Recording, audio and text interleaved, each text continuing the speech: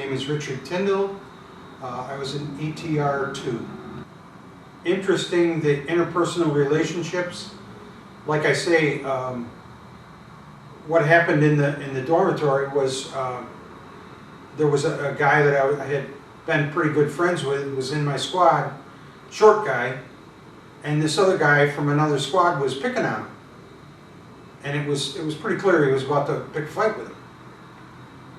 And so I piped up. I'm sitting on a bunk, an upper bunk, and I go, "Hey," I won't say exactly how I described him, but something that would get his attention.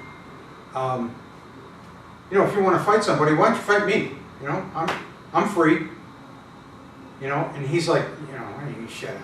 And I'm like, well, you know, I don't need to, and since you seem a little frisky, you know, I mean, maybe you're not man enough to fight somebody my size, or, and he's like, oh, you.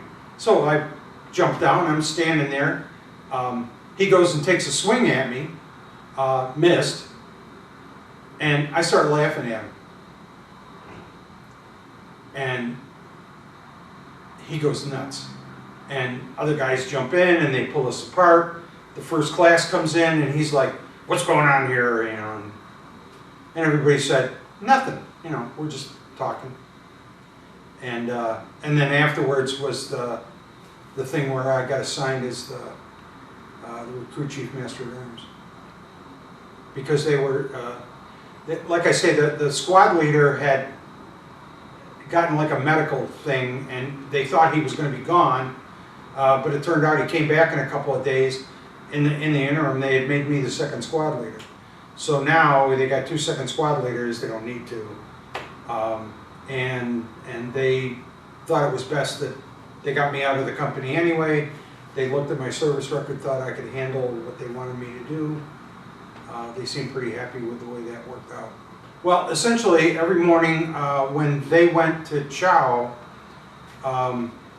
I went to chow with them, and when I got done eating, instead of going back to the barracks, I went to the 2nd Regiment, the headquarters, and there was a chief in there, big old, I don't know that I ever saw him get out of his chair, chief, and he said, here's what you do, and here's how you do it,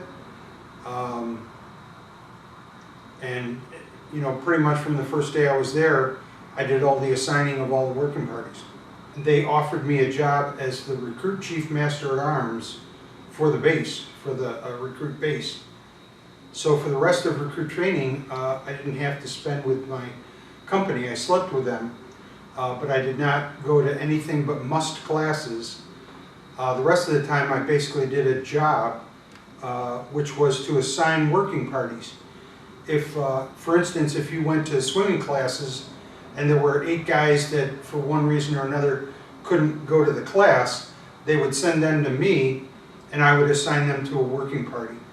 For instance, the base E-Dunk would get 15 people a day. The storage facility would get 30 people a day, so on and so forth. So I was the assigner for all of those things through boot camp. And it was only really about a half-day job, but I was there for the full day.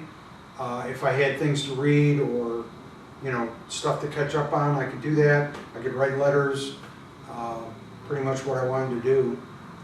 I didn't have to march anywhere. I didn't have to do most of the stuff that they did, except, like I say, must classes.